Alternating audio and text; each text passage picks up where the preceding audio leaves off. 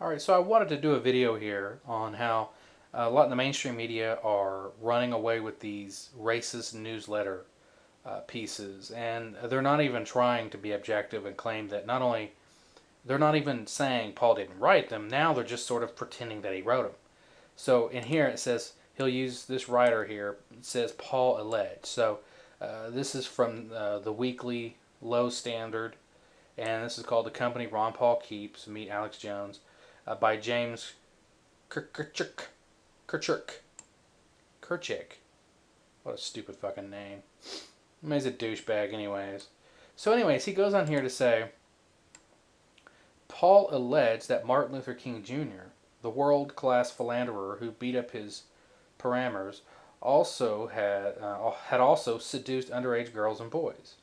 The man who would later proclaim King a hero, of course, Ron Paul would later proclaim him to be a hero, attacked Ronald Reagan for signing legislation creating a federal holiday in his name, complaining, "We can thank him for our annual Hate Whitey Day." No conspiracy theory was too outlandish for Paul's endorsement. One newsletter reported on the here to, you know what, I'm not even going to go into that. One thing I did want to talk about here, this whole, I find it so fascinating to me. Remember, 1990 issue warned of the coming race war. In an article the following year, disturbances in the Adams and Morgan neighborhood of Washington, D.C. So this was about 1990 that Paul alleged that Martin Luther King and all that crap, we can thank him for Hate Whitey Day. So clearly he hates black people. And yet, when I go to GOVTRAK, .us here, what do I find? On December 5th, 1979, 11 years before that article came out, or was written by someone, clearly not Paul, as has been proven, we see here on House Vote number 625 that designates the third day in January each year as the holiday to celebrate Martin Luther King's birthday. You will notice there's a nice little name in here. Ronald Paul A. Texas, 22nd. La, la, la. So, a congressman such as Ron Paul, who will vote no on anything, at that time supported that. I don't know exactly what that legislation did. I don't. It probably was maybe just to voice support as opposed. I don't know. I'd have to look at that. I don't know if that actually was the to make. Did it say official holiday? I don't remember. I suppose it doesn't really matter. It doesn't say official holiday. See, I think there was another one. Wait, here it is. Okay, yeah. A bill designates birthday Martin Luther King Jr. a legal public holiday, and I think he may have voted no on this one. You know, I don't know. Don't quote me on that. It may be yes or no.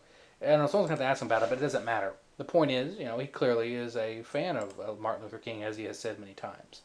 Furthermore, I do think the real writer of that is this guy, Fred Reed, probably. I mean, it fits his style, and he's still writing like that today.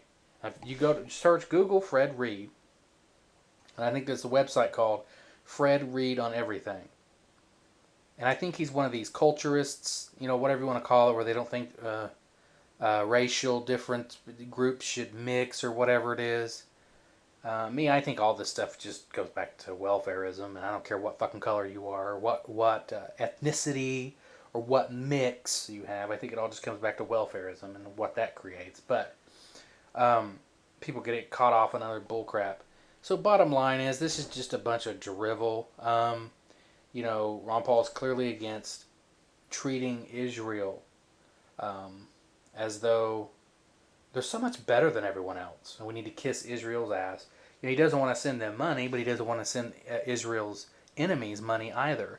So, you know, it is what it is. We're going to have to get used to this crap, unfortunately. But I did want to give you some information in terms of how we can refute this stuff. Ron Paul, you know, some of his greatest heroes are both blacks and Jews. Martin Luther King, Rosa Parks, von Mises.